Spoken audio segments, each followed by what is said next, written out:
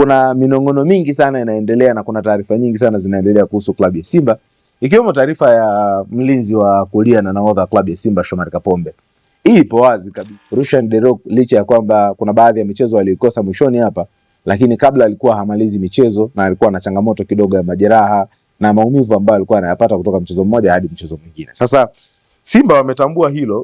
Unakumbuka msimu uliopita alikuwa na changamoto kidogo. Wilson Nango alipata majeruhi, lakini pia Hamza alipata majeruhi. Kwa hiyo ni miongoni mwa vitu ambavyo Simba watamani. Kocha Steve Becker pia ni miongoni mwa wale ambao wamepitisha usajili wake kwamba huyu it's a surprise deal kwa klabu ya Young Africans. Wameng'ofoa wachezaji wawili kwenye kikosi cha Mashujaa. Ule upande wa kulia Young Africans wameamua kuachana na Israel Patrick Mwenda. Hatuna Kibwana Shomari siifahamu, lakini Yanga wameamua kuachana na Israel Patrick Mwenda. Ushiri kutoka Fountain Gate kujiunga na kikosi cha klabu ya Young Africans. Haisee, dili limekuwa na changamoto kwa kiasi kikubwa sana. Fountain walikuwa wametia nati, wametia ngumu, lakini pia Young Africans nao walikuwa wametia ngumu kwa sababu Yanga wamefanikiwa kumtorosha bwana mdogo Juma Abushiri.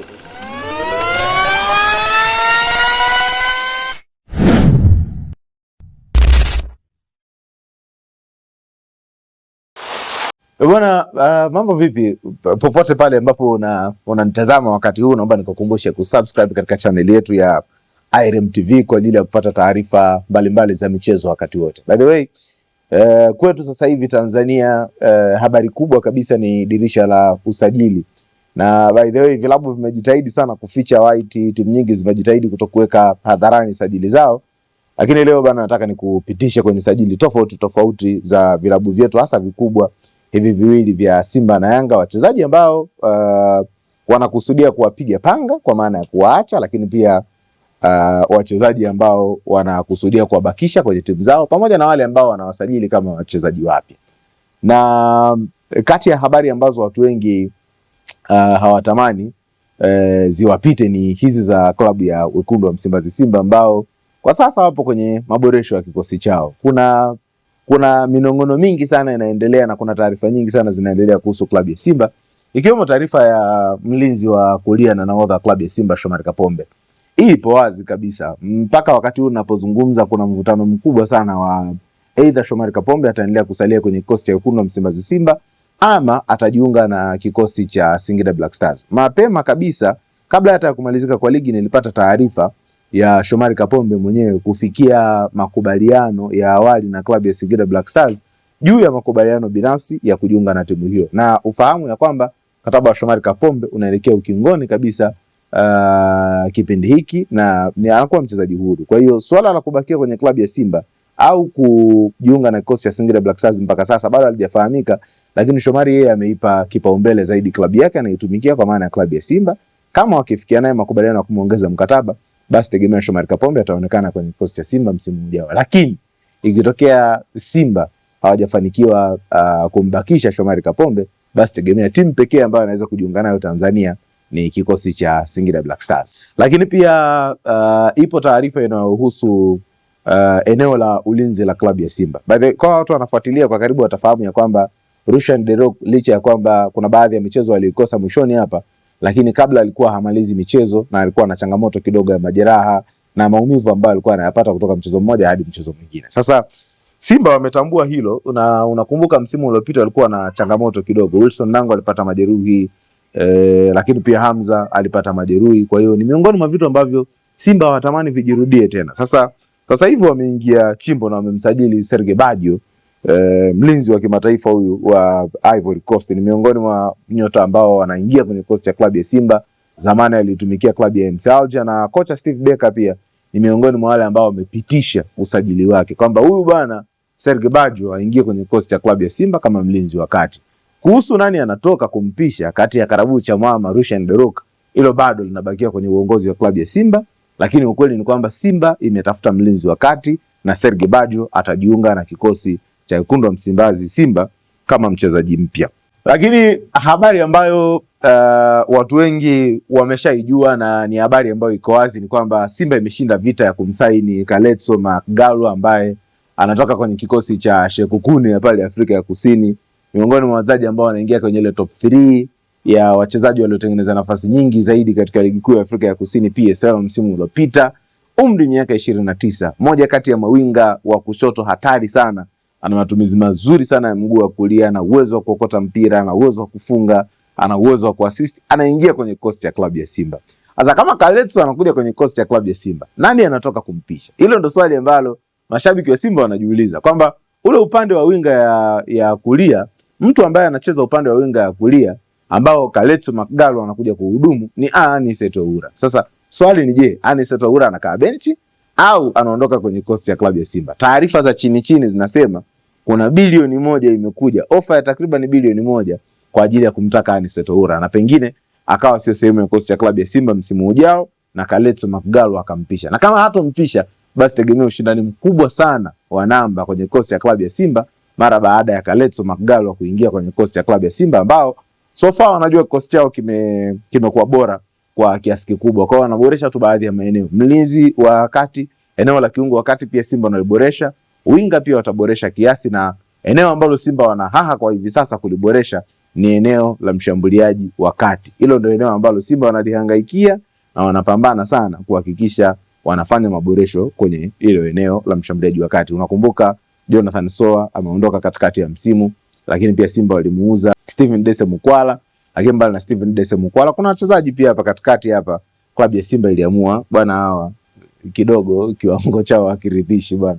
Unapokuwa na mtu kama Mwangosi kwenye timu, unapokuwa na Selemani Mwalimu, unahitaji mchezaji ambaye atakuwa na quality hali ya juu zaidi ili kuboresha kikosi chako. Sasa hiyo ni kwa upande wa kikosi cha klabu ya Simba. Swali linakuja, je, wao Yanga ikoje? Sasa bwana, Yanga tuanzie kwanza na tetesi za ndani kuhusu klabu ya Young Africans. Si ndio bwana? Tetesi za ndani kwanza kuhusu klabu ya Yanga, kwamba wachezaji wa ndani wanahusishwa na Yanga ni wangapi mpaka sasa. Naomba niseme dili la Nasri Kombo, nahodha wa TRA kwenda Young Africans, limekufa.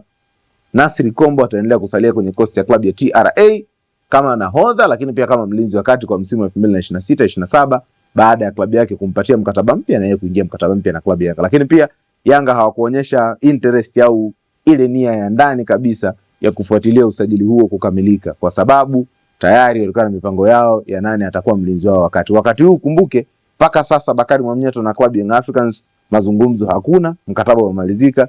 Nini kitafuata? Hilo ni swali ambalo najiuliza. Kama Mwamnyeto anaondoka, Dickson Job kapata majeraha lakini anaelekea kupona, nani ambaye anakwenda kuchukua nafasi kwenye eneo la mlinzi wakati pale Young Africans, ikiwa Frank Yasinki anarudi kwenye kikosi cha Singida Black Stars ambako ndiko alikotolewa na klabu ya Young Africans kwa mkopo? Sasa majibu ya maswali yako haya hapa, naomba nikupatie. Kama unamfahamu Abdunasir Gamal kutoka kikosi cha Mashujaa, naomba nikwambie it's a surprise deal kwa klabu ya Young Africans. Wameng'ofoa wachezaji wawili kwenye kikosi cha Mashujaa, na hao wachezaji wawili, mmoja mlinzi wa kati, mwingine ni mlinzi wa kulia. Mlinzi wa kati ni Mohamed Musa. Bwana, Yanga wameenda Mashujaa, wamemchukua mlinzi wao wakati Mohamed Musa, miongoni mwa wachezaji ambao waliimarisha sana Mashujaa msimu uliopita. Na kama unafahamu, Mashujaa ni miongoni mwa timu zinazoongoza kwa kuproduce walinzi wazuri sana wakati. So nakumbuka issue ya Abdul Malik Zakaria ambaye alijiunga na Singida Black Stars, miongoni mwa walinzi bora kabisa wakati ambao wametumika kwenye kikosi cha Mashujaa. Kwa hiyo Mohamed Musa anajiunga na kikosi cha klabu ya Young Africans kama mlinzi mpya wakati, tena wa ndani wa Kitanzania. Lakini ule upande wa kulia Young Africans wameamua kuachana na Israel Patrick Mwenda. Hatima ya Kibwana Shomari siifahamu, lakini Yanga wameamua kuachana na Israel Patrick Mwenda na ule upande anakwenda kuurithi Abdunasir Gamal. Watu wengi wanafahamu, miongoni mwa sajili ambazo hazina hata zaidi ya misimu miwili kwenye kikosi cha Mashujaa tangu alipofanya vizuri kwenye michuano ya Kombe la Mapinduzi kule Zanzibar, na sasa anakwenda kujiunga na kikosi cha klabu ya Young Africans. Yanga bana wanaendelea kuonyesha mapenzi yao ya dhati sana na wachezaji ambao wanatokea kule Zanzibar. Sasa mbali na huyo, kuna sakata la Chuga Boy. Juma Abushiri kutoka Fountain Gate kujiunga na kikosi cha klabu ya Young Africans. Haisee, dili limekuwa na changamoto kwa kiasi kikubwa sana. Fountain walikuwa wametia nati, wametia ngumu, lakini pia Young Africans nao walikuwa wametia ngumu, kwa sababu Yanga wamefanikiwa kumtorosha bwana mdogo Juma Abushiri aka Chuga Boy, lakini pia aka Messi wamemtorosha, na kwa mujibu wa taarifa za awali ni kwamba anapatikana Dar es Salaam, na kuna possibility kubwa, licha ya kwamba ana mkataba wa miaka 5, kuna possibility kubwa sana kwamba mkataba wa Chuga unamruhusu kuondoka kwenye kikosi cha Fountain Gate kwa dau fulani, na hapo ndipo Yanga wanapotegemewa kuchukua hayo madhaifu na kumtumia nyota huyo katika usajili. Kwa mpaka sasa ihesabike kwamba Juma Abushiri ana 80% ya kujiunga na kikosi cha klabu ya Young Africans. Unakumbuka mwishoni hapa Yanga walicheza dhidi ya Fountain Gate, alikuwa na kiwango kizuri. Ali Shaban Kamwe alimsifia hivi na nini, watu wakaona kama ni kitu cha kawaida au wamependa tu kiwango chake, lakini ukweli ni kwamba Juma Abushiri atakwenda kujiunga na kikosi cha klabu ya Young Africans kama mambo yote yakienda sawa sawa na kama vipengele vya kimkataba Yanga watakapokwenda mezani kwa Fountain Gate vitakaa sawa. Lakini mpaka sasa Yanga wamefikia makubaliano yote na kinda huyu wa Fountain Gate ambaye amefanya vizuri sana kwenye kikosi cha Fountain Gate katika msimu uliopita. Amefanya vizuri yeye, na Ismail Azizi Kada, Chukuno nye pia amefanya vizuri. Ni miongoni mwa wachezaji ambao wanategemewa kujiunga na kikosi cha klabu ya Young Africans, ambao hawa niliotoka kukutajia wanacheza katika ligi yetu ya ndani ya Tanzania. Sasa twende kimataifa. Kimataifa ni kwamba Young Africans wameulizia huduma ya winga wa kulia miaka 21. Wameanza taratibu kabisa za kumpata Lengelile Fili, winga ambaye ana miaka 21 anatumika kikosi cha Stellenbosch ya Afrika ya Kusini. Ni miongoni mwa wachezaji ambao Yanga wameamua sasa bana wanataka kufunga break kwa ajili ya kumhitaji Lengelile Fili. Lakini mpaka sasa bado masuala ya dau la usajili pamoja na vitu vingine miongoni mwa vitu ambavyo bado havijapatiwa ufumbuzi wa 100%, lakini Yanga wako mezani kwa Stellenbosch kwa hivi sasa wakiulizia huduma yake na wakiulizia possibility ya kumpata. Sakata la Jean-Claude Giramugisha kujiunga na kikosi cha klabu ya Young Africans akitokea klabu ya Al Hilal ya Sudan. Sakata limekuwa gumu sana. Kuna ofa nyingi mno zilizoko mezani ambazo zinamhitaji Jean-Claude Giramugisha. Anahitajika nje ya mipaka ya Afrika lakini pia ndani ya mipaka ya Afrika. Libya wamemwaga sana mzigo. Pyramid wamepeleka sana ofa. Na ofa ya mwisho ambayo imetajwa kupokelewa kwenye kikosi cha Al Hilal ambayo haijawekwa bayana ni kutoka klabu gani, lakini inatajwa ni kwamba ofa ya dola milioni 5.5 imewekwa mezani, na wao Al Hilal wamesema wanataka dola milioni 6 kwa ajili ya kukamilisha usajili wa Jean-Claude Giramugisha kwa timu yoyote ambayo inamhitaji. Yanga watatoa au vinginevyo sijui, lakini Yanga walikuwa mezani kwa ajili ya kumhitaji. Kitu pekee ambacho kinaweza kupindisha hilo swala la Yanga au timu nyingine inamhitaji Giramugisha kutoa kiasi cha chini ya dola milioni 6 ambao Al Hilal wana demand ni mchezaji mwenyewe kuonyesha interest au nia ya kujiunga na hiyo timu. Kwa hiyo ni miongoni mwa wachezaji ambao wanaumiza sana kichwa wachezaji timu tofauti kwa hivi sasa barani Afrika kumhitaji.